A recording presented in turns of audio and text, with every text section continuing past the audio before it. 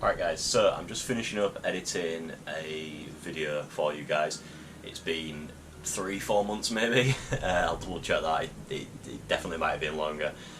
But I've just been really busy. I've been busy with uni, with my health, with other stuff going on. I'll elaborate a bit more at the end of the video, just so you guys know what's been going on. But for now, here is a video that I shot last summer, so summer 2019. It's a video of fitting my friend's MT-07 performance exhaust. What is going on, guys? Today it is very bright, it is very nice weather, so what we're doing is we're going to take this opportunity to get my friend Ash his new exhaust on. He's got an MT-07, a twin cylinder Yamaha, and what we're going to do is take his stock exhaust, which is really quiet, and put the Two Brothers Racing exhaust on. Here he is now.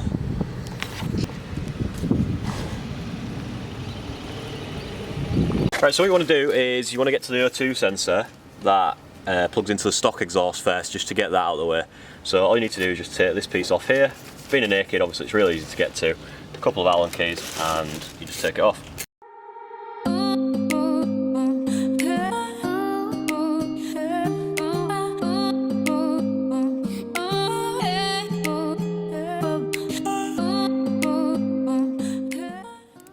Okay, so once you've taken everything off, you just want to unclip the connection here.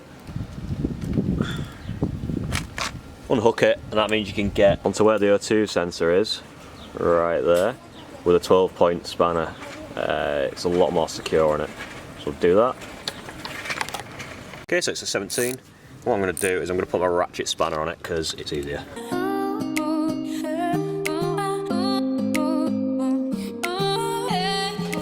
Okay, so it's still quite hot, so I've got my glove on. No glove, no love. Pull the O2 sensor out.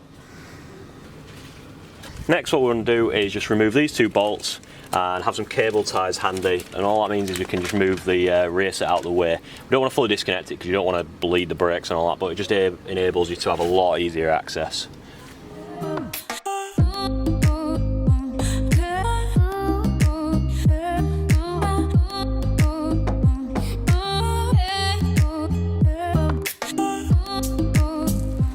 Okay, so now that's open out of the way, we have access to this part of the exhaust. Okay, all we need to do next is loosen the downpipe flanges, if you want to call them that. So the radiator is actually shaped like this, and then it goes up, and it allows you to get a socket underneath. I'll just show you like that. So that is really nice, and it goes onto the nut. And all you want to do is put a 12mm on there, crack them off, pull the flange down. So I'm just going to do that.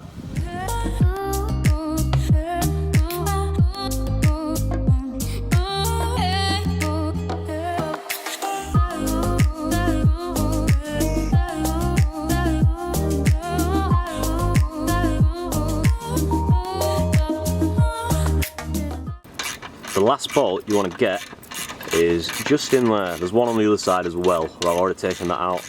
That's why we moved the rear set. And so yeah, the headers are loose. What you want to do is take that bolt out, but you want to support the exhaust while you're doing it towards the front. So use like your foot or get someone else to help you, because basically it's just going to drop on this side. It's just going to boop, and that's all there is to remove the exhaust. So let me show you that.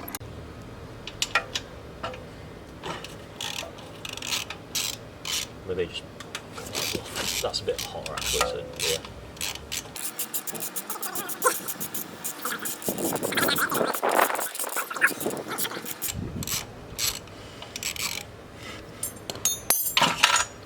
Nice now.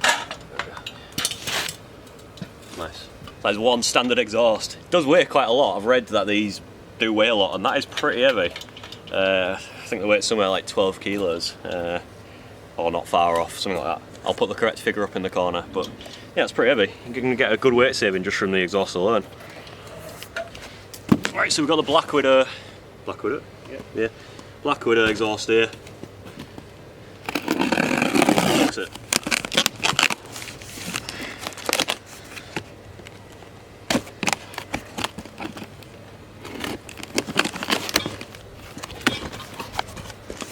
See what you get in here. It's pretty cool. Some lanyards and some stickers.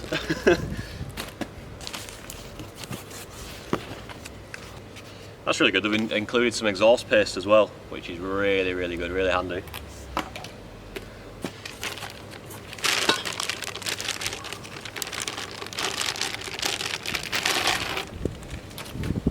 That's lovely, that.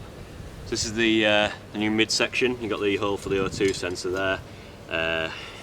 Got your joining piece there. Nice clamp with it. We'll put some exhaust paste on here. Really nice. One of the downpipes. Really good quality. Okay, so there's springs, brackets, nuts and bolts, all that sort of stuff. Some gaskets in another box. And here, guessing, got to be the end can.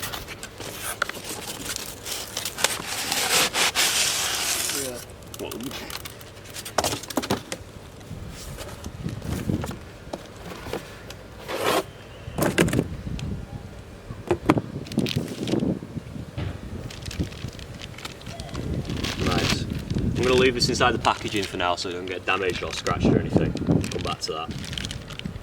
Right, all we're going to do next is put this supplied exhaust paste onto some of the new gaskets we've got, put them up inside the where the manifolds sit from the exhaust port of the engine. So just up in here, just where you removed everything, and then just put the headers on, and then we can start putting the system together on the bike.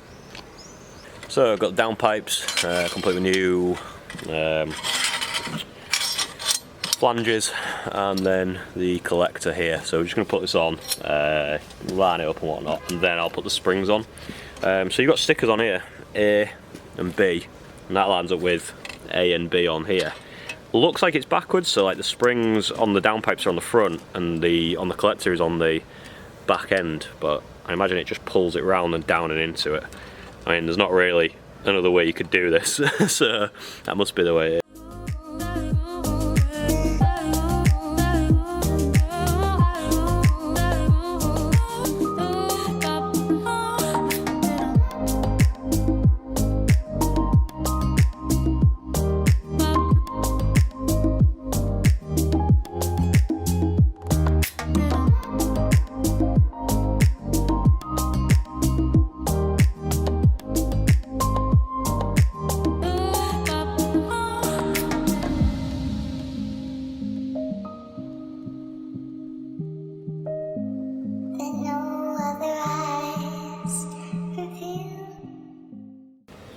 Right, so I was trying to do that for that long that the camera actually turned itself off.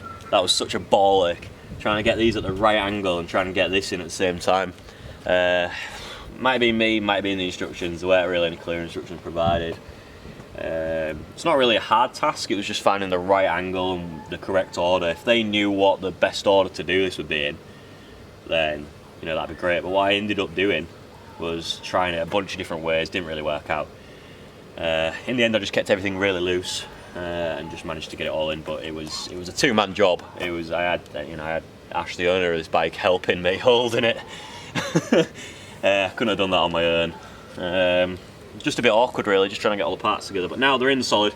We put the springs on there, and then all we need to do is put the end can on here, and then yeah, we'll be good to go.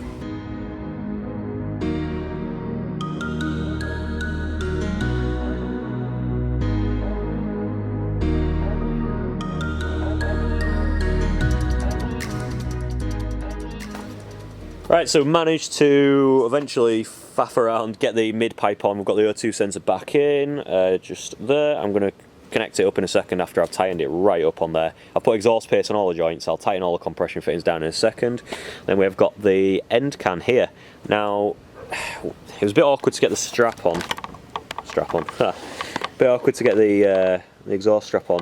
But I think that was mainly because obviously the metal strap, you've got to bend it into place and you've got to bend it into position, so it's quite awkward to do that. But once I've got it mounted on the bracket, not too bad. I was concerned about the clearance between the exhaust and the frame, but where you mount it on is actually connected to like the bottom of the swing arm, so it kind of moves with it. I got Ash to bounce around on it and make sure that it didn't hit. Did the same with the O2 sensor. So yeah, we're good to go. So I'm going to connect everything up, finish tightening everything up, and then we'll let you know, guys, see what it sounds like. Oh, that's it. Yeah, oh man, it's a kill switch in the starter as well.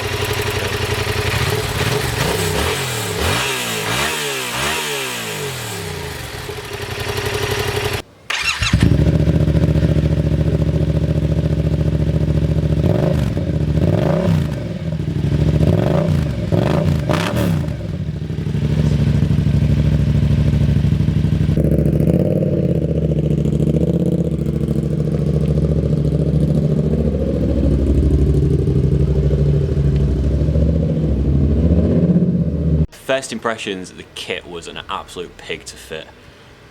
It just didn't seem very logical the way things went together. The instructions were very limited, but once you figure it out, and like angle it right and all that sort of stuff, the exhaust does sound really good. The baffle's really easy to take out. You know, it's just the standard Allen key underneath, and you pull the baffle out. So that's pretty good come MOT time.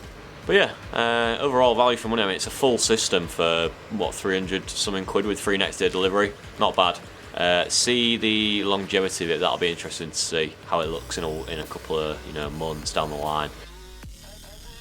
Alright, so I'm filming this in the very messy office, as you can see, but we've got the RGB lighting, so we're okay. That is what makes an office cool, you guys. £12 Amazon strips of RGB lighting, put it anywhere, instantly cool. So basically what I've been doing is, I hope you enjoyed the video first of all, but what I've been doing is I've been on holiday very recently, and then working backwards. Before that I started uni again. Before that I had some exams that were really, really difficult coming up. I had a maths and an electronic engineering exam, so I was just studying super hard for that, because I mean, this is to set me up for the rest of my life. Hopefully I can buy some cool cars in the future. So yeah, so I've been studying super hard for that, and then before that I was quite ill with my Crohn's disease. Just having a bit of a flare up. I was just having a lot of fatigue, so I wasn't really having a chance to do anything. I was having very limited hours in the day, and with those hours in the day I was just kind of trying to just keep on top of stuff and do my uni stuff. Alright, so I just had to cut there because the printer started going on a mad one and started printing something that I'd sent to print about 3 weeks ago. So yeah, so I just had to fill my day with important stuff like university and then the hours that I could make it into work. Bit of a boring period in my life, but needs must, and I did what I could with the time I had. So unfortunately that just means I didn't get to shoot anything. So there's been a couple of changes. So main thing, the BMW has gone. So it was fun while it lasted. It was a really good car. It was coming up to needing a lot of money spending on it. Tyres, consumables, service, insurance, and yeah, basically my insurance had gone up on it, and I'm a student who works part-time, and I figured having a 3 litre is not the best financial decision that could be made in the situation.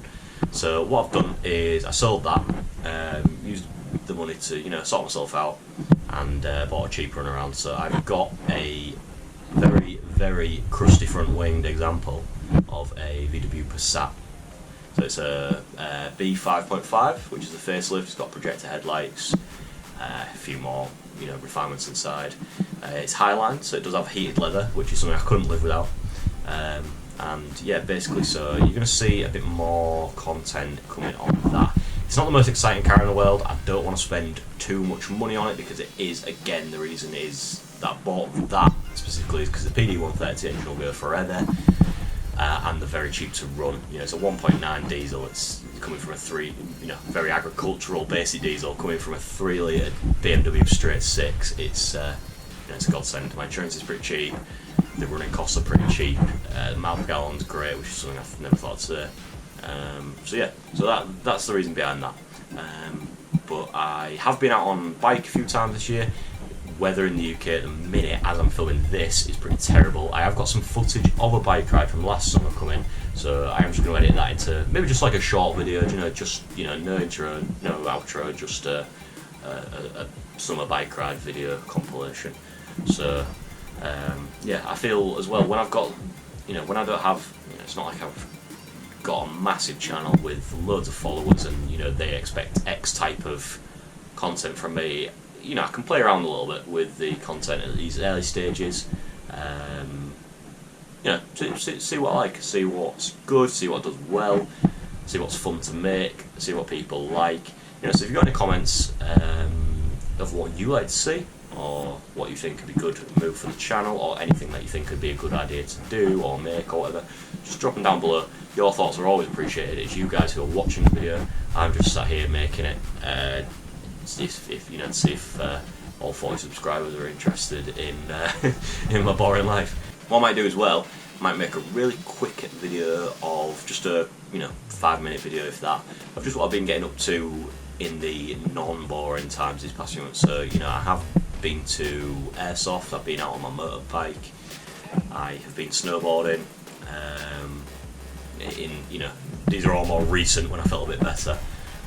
But I might make a compilation video of that, just something a bit different, a bit less automotive themed, and just let me know, if you guys would be interested in seeing something like that. If you are, then I'll definitely do it. If not, I might have to have a think about it.